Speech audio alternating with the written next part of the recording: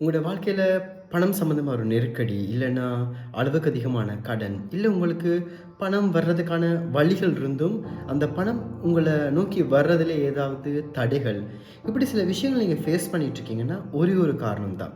உங்களோட ஆழ்மன அபிப்பிராயங்கள்ல பணம் சம்பந்தமா தவறான அபிப்பிராயங்கள் நீங்க பதிய வச்சிருக்கீங்கன்னு அர்த்தம். ஒரு சில மணித்தியாலத்திலேயே அளவுக்கு அதிகமான பணத்த உருவாக்குற நபர்கள் நீங்க உங்களோட வாழ்க்கையில சந்திச்சிருக்க கூடும் இல்லையா? நீங்க செய்ற தொழிலையே உங்கள விட பெட்டரா, குறைஞ்ச காலத்தில அதிக லாபத்த எடுத்துற நபர்கள கூட நீங்க பார்த்திருக்கலாம். அது கூட நண்பர்களாவோ, உறவினர்களாவோ, இல்ல உங்களுக்கு தெரிஞ்சவங்களா கூட இருக்கலாம்.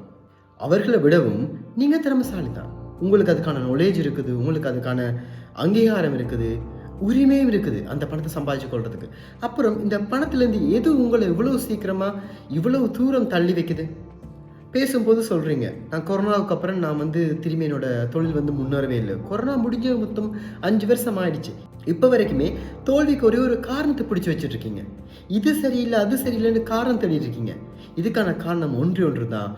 அது உங்களோட மனநிலை மாத்திரம் தான். பணம்னாலே கஷ்டப்பட்டு தான் உழைக்கணும்.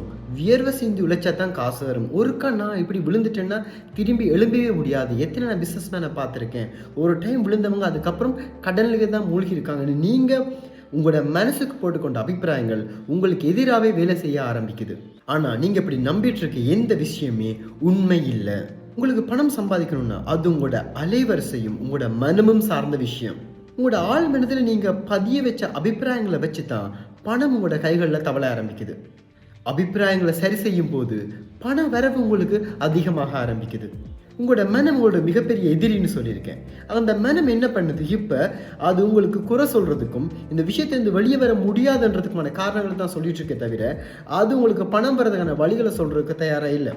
அதை பணம் வர்றதுக்கான வழிகளையும் இந்த சுச்சுவேஷன்லேருந்து வெளியே வர்றதுக்கான சூழ்நிலைகளை உருவாக்கி கொள்ளணும்னா முதல்ல நீங்கள் உங்களோட மனதை நண்பனாக்கி கொள்ள வேணும்.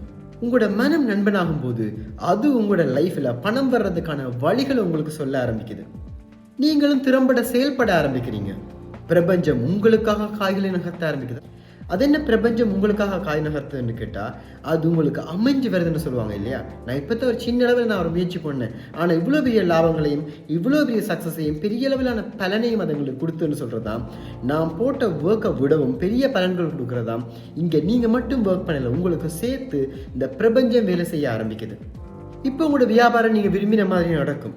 விரும்பின மாதிரி உங்களுக்கு பணம் சேரும். இங்கே நீங்கள் வேர்வை செஞ்சு கஷ்டப்பட்டிருக்க மாட்டீங்க. இங்கே பொழுதுபோக்காக அதே பிஸ்னஸை நீங்கள் பண்ணியிருப்பீங்க. பணத்தை பௌதீக பொருளாக பார்க்கும் வரை உங்களால் ஒருபோதும் அதனை ஈர்த்துக்கொள்ள முடியாது. பௌதீக பொருள்னு சொல்கிறது ஒரு ஃபிசிக்கல் ஃபார்ம். ஒரு பேப்பராவோ, ஒரு நாணயமாவோ, ஒரு பேங்க் பேலன்ஸ் ஷீட்டாவோ உங்களோட பணத்தை பார்க்கும்போது அதை உங்களால் ஈர்த்துக்கொள்ளவே முடியாது. பணத்தை சக்தி வடிவில் பாருங்கள். அளவுக்கு அதிகமான பணத்தை ஈர்த்துக்கொள்ள வேணும்னா பணத்தை சக்தி வடிவில் பார்க்குறேன்னு சொல்லியிருக்கேன். அப்படி எப்படி பணத்தை சக்தி வடிவில் பார்க்குறது? அதை தான் மணி ஃப்ரீக்வன்சின்னு நான் சொல்கிறது.